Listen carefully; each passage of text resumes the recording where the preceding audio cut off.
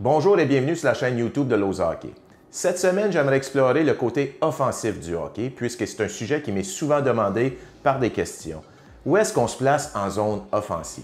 En ce qui me concerne, la zone défensive, c'est tout à propos des systèmes, tandis que la zone offensive, c'est plus à propos de concepts et de créativité. Si on veut avoir une bonne offensive, c'est pas juste mettre un focus dans la zone offensive comme telle. Non, au contraire. Pour avoir une bonne offensive, ça part de notre zone défensive, la qualité de notre jeu en zone neutre pour finalement terminer en zone offensive. Aujourd'hui, on va voir des jeux en zone neutre, soit des entrées de zone, et aussi un concept qui est ultra important en enseignant vos joueurs en zone offensive, qui est le triangle offensif. En ce qui concerne les entrées de zone, il y a 1001 entrées qu'on peut enseigner à nos joueurs. Aujourd'hui, je vais vous en présenter 3. C'est 3 entrées de zone de base, mais si elles sont bien appliquées, elles vont laisser place à beaucoup plus de créativité chez vos joueurs. Il est aussi important de comprendre la terminologie que je vais utiliser lorsque je vais être au tableau. Quand je vais utiliser le terme couloir ou corridor, c'est les différents corridors qu'on retrouve en zone neutre, soit les 2 corridors le long des rampes et le corridor central. Quand je vais utiliser palier, c'est les 3 paliers que l'on retrouve en zone offensive. Le palier numéro 1 qui se retrouve en haute zone, le palier numéro 2 qui se trouve au niveau du cercle des mises au jeu et le palier numéro 3 qui se retrouve en bas de zone. Donc, au lieu d'enseigner des positions à mes joueurs en zone neutre et en zone offensive, j'aime plutôt que mes joueurs occupent chacun des corridors ou chacun des paliers. De cette façon, on couvre beaucoup plus de glace et nos options de créer de l'offensive sont augmentées considérablement. Alors, si vous êtes prêts, suivez-moi au tableau et je vous explique le tout. Donc, comme je mentionnais tantôt, une bonne offensive débute toujours par la zone défensive, c'est-à-dire la qualité de nos sorties de zone, qui va se transmettre après ça dans la qualité de notre jeu dans zone neutre. Donc, est-ce qu'on attaque avec vitesse? Est-ce que nos joueurs sont en position pour bien entrer dans zone offensive? La qualité de nos entrées de zone pour finalement appliquer certains concepts tels que le triangle offensif. Aujourd'hui, on va voir les entrées de zone ainsi que l'application du triangle offensif. On va voir 3 entrées de zone, 3 entrées de zone de base, mais si on les applique bien, elles vont laisser place à beaucoup de créativité sur d'autres entrées de zone que les joueurs pourraient appliquer par la suite. Donc, la première entrée de zone qu'on va voir, on va simuler que notre porteur de la rondelle est le long de la rampe et que les joueurs se retrouvent en zone neutre.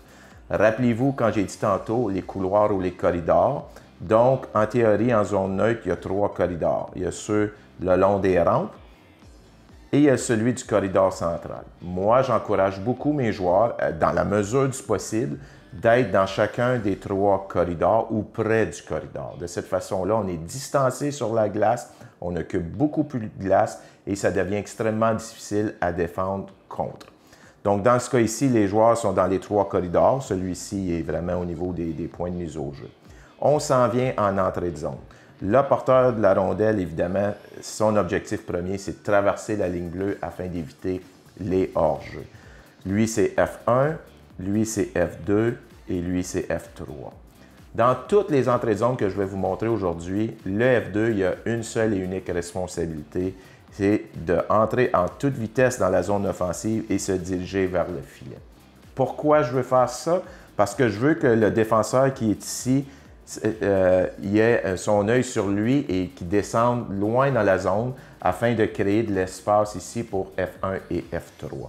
Donc, si on fonce vers le filet, par la force des choses, les défenseurs vont être portés à reculer. Donc, c'est ce qu'on veut faire avec le F2. Donc, dans les 3 entrées de zone, le F2 fonce vers le filet.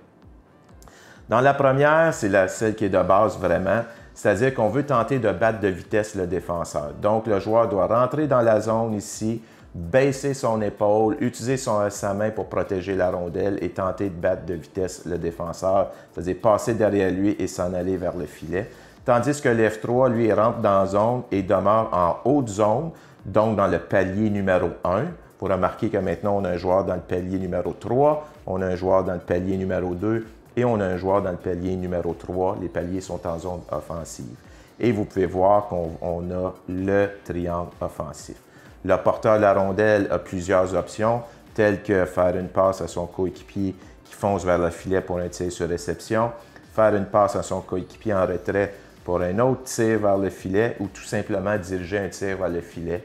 Et les 3 joueurs vont converger vers le filet afin de récupérer la rondelle. Mais bien que les 3 joueurs convergent vers le filet, La responsabilité au F3 qui est ici, c'est toujours de demeurer un peu plus haut que les autres afin d'être là si jamais il y a une contre-attaque de l'équipe en défensive vers nos défenseurs. Au moins, on a une bouée de sauvetage ici qui est l'attaquant F3 qui est demeuré en haute zone pour supporter ses défenseurs. Donc, l'entrée de zone numéro 1, c'est l'entrée de zone par la bande. On tente de battre de vitesse le défenseur en utilisant son épaule et utilisant sa main pour protéger la rondelle. On fonce vers le filet. F2 fonce à toute vitesse également vers le filet pour faire descendre les défenseurs, tandis que F3 demeure en haute zone afin d'être la bouée de sauvetage pour aider les défenseurs en cas de contre-attaque. Et encore pour se laisser l'option d'être parmi le triangle offensif et diriger un tir vers le filet. Donc, c'était l'entrée de zone numéro 1. Comme entrée de zone numéro 2, on veut enseigner le délai, c'est-à-dire on veut que le joueur qui entre dans la zone, qui est le porteur de la rondelle, effectue un délai afin d'acheter du temps. Ça permet une attaque vers le filet, c'est-à-dire que les joueurs vont converger vers le filet. Et aussi, ça laisse le temps des joueurs, disons que eux, ces joueurs-là, étaient plus en retrait, d'arriver dans la zone offensive et joindre l'attaque. Donc, tout comme la première entrée de zone, le porteur de la rondelle est le long de la rampe. Et vous allez remarquer que mes entrées de zone sont toujours le long de la rampe. Pourquoi? C'est une chose que je préfère. Certains préfèrent vers le centre. C'est libre à vous. C'est juste un choix personnel parce que moi, je dis que quand il rentre par la bande, il y a juste un défenseur à s'inquiéter. Tandis que s'il rentre par le centre, mais il y a deux défenseurs contre qui jouer et ça devient plus difficile de générer une attaque. Bien entendu, dans les entrées de zone plus évoluées, on va rentrer par le centre. Il y a certainement place à des entrées de zone par le centre. Mais si on veut commencer par la base, je préfère de loin qu'on enseigne une entrée de zone par la bande. Donc, tout comme la première, F2, rappelez-vous, c'est quoi sa responsabilité? Il fonce à toute vitesse, évidemment, une fois que le porteur de la rondelle est entré en zone offensive, vers le filet afin de faire descendre le défenseur qui est ici et créer de l'espace. L'attaquant qui est porteur de la rondelle va rentrer en zone et arrivé à un moment qui est opportun pour lui, va effectuer un délai vers la bande afin de protéger la rondelle. On me demande souvent à quel endroit que le joueur doit faire un délai. Est-ce que c'est en haute zone? Est-ce que c'est dans le milieu ou c'est dans le fond de la zone? Moi, ce que je dis, c'est qu'on ne veut pas que le joueur vienne mourir dans le coin. C'est-à-dire, c'est exactement ce que le défenseur veut. Il veut apporter le jeu dans le coin afin de neutraliser l'adversaire et laisser la chance à ses coéquipiers de venir récupérer la rondelle. Donc, normalement, un délai va se faire dans cette zone ici. Encore une fois, ça peut varier, tout dépendant de la pression qui vient. Mais en bas des oreilles, personnellement, je trouve que c'est un peu loin. Le joueur l'effectue à n'importe quel moment qu'il juge opportun et qui pourrait surprendre le défenseur contre qui il joue le 1 contre 1. Donc, le porteur de la rondelle effectue un délai. Vous pouvez constater que le joueur va rentrer en zone ici. Il est en position de recevoir une passe qui peut à son tour refiler la rondelle à son coéquipier qui attaque le filet, pénétrer plus loin dans l'enclave afin de diriger un tir au filet. Et une fois que le joueur ici a effectué la passe, bien entendu, lui aussi va converger vers le filet. Il va converger vers le filet seulement si ce joueur qui est le F3 est demeuré en haute zone, puisque lui va être la bouée de sauvetage pour venir aider ses défenseurs en cas de contre-attaque. Mais disons que le F3 ici a lui aussi foncé vers le filet. Le F1 va venir prendre sa place en haute zone afin de supporter les défenseurs en cas de besoin et récupérer toute rondelle libre qui pourrait se retrouver dans l'enclave. J'ai mentionné ici, au moment qu'il a fait son délai, qu'il effectue une passe. Et bien entendu, s'il y a de l'espace ici pour se diriger vers le filet, c'est ce qu'il fait, là. Donc, il a fait le délai, il y a de l'espace, le défenseur il a été pris à contre-pied, il est profond dans la zone, il y a bien de l'espace, mais lui, il va tout simplement attaquer l'enclave. Et encore une fois, on a le triangle offensif afin de générer de l'attaque vers le filet. Donc, le joueur ici doit faire une bonne prise d'information et être à l'écoute de ses partenaires, communiquer avec ses partenaires et décider si est-ce que je fais une passe à mon joueur qui est en retrait ou est-ce que j'ai de l'espace pour attaquer le filet. Donc, c'est l'entrée de zone numéro 2. Le porteur de la rondelle rentre en zone, effectue un délai et soit qu'il attaque le filet puisqu'il y a de l'espace disponible ou effectue une passe à l'un de ses coéquipiers qui a soit attaqué le filet ou qui est demeuré en haut de la zone. Bien entendu, il ne faut jamais oublier les défenseurs qui viennent supporter l'attaque. Donc, ce coéquipier-là pourrait être très bien être le D2 qui s'en vient ici et il devient une option de passe à son coéquipier. Encore une fois, le porteur de la rondelle doit effectuer une bonne prise d'information. Je prends une petite pause afin de solliciter votre aide. Si ce genre de vidéo vous intéresse ou encore si vous aimez le contenu, merci de le partager au sein de votre réseau. Ça va m'aider grandement à atteindre mon objectif qui est d'aider le maximum d'entraîneurs au hockey mineur. Comme troisième entrée de zone, on va enseigner à nos joueurs qu'il y a 2 joueurs qui foncent vers le filet afin de créer plus d'espace pour le porteur de la rondelle. Donc le F2, évidemment, une fois que la rondelle est rendue dans le territoire adverse ou en zone offensive, le F2 a toujours la même responsabilité. Il fonce à toute vitesse vers le filet afin de faire descendre les défenseurs. Mais le F3 qui est ici, sa responsabilité, ça va être lui aussi de foncer vers le filet entre les 2 défenseurs afin de créer de la confusion parmi les 2 défenseurs qui sont à la défensive.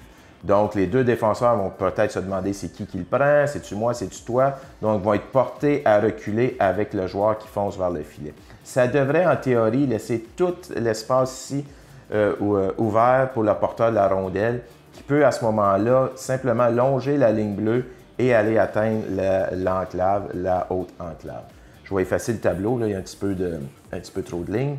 Donc, il y a un joueur qui est maintenant rendu au filet. Le porteur de la rondelle est probablement rendu ici. Les défenseurs surveillent les joueurs. Donc, tout cet espace-là devrait être disponible. Et il faut faire vite parce que les joueurs sont en repli défensif. Le joueur qui est ici va longer la ligne bleue avec la rondelle pour aller atteindre l'enclave. Et à ce moment-là, on retrouve encore une fois le triangle offensif. On peut choisir un tir vers le filet et on a 2 joueurs qui sont là afin de prendre le rebond. Rappelez-vous, on a 2 joueurs en fond de territoire. Le F1, qui est le porteur de la rondelle, demeure haut afin de supporter ses défenseurs en cas de contre-attaque vers notre zone défensive. Donc, c'est l'entrée de zone numéro 3. 2 joueurs foncent vers le filet afin de créer de l'espace ici pour le porteur de la rondelle. Le porteur de la rondelle effectue une bonne prise d'information, voit que ses 2 coéquipiers ont foncé vers le filet, voit qu'il y a de l'espace disponible, va longer la ligne bleue afin d'aller atteindre la haute enclave et diriger un tir vers le filet et demeurer prêt en situation de contre-attaque de l'adversaire.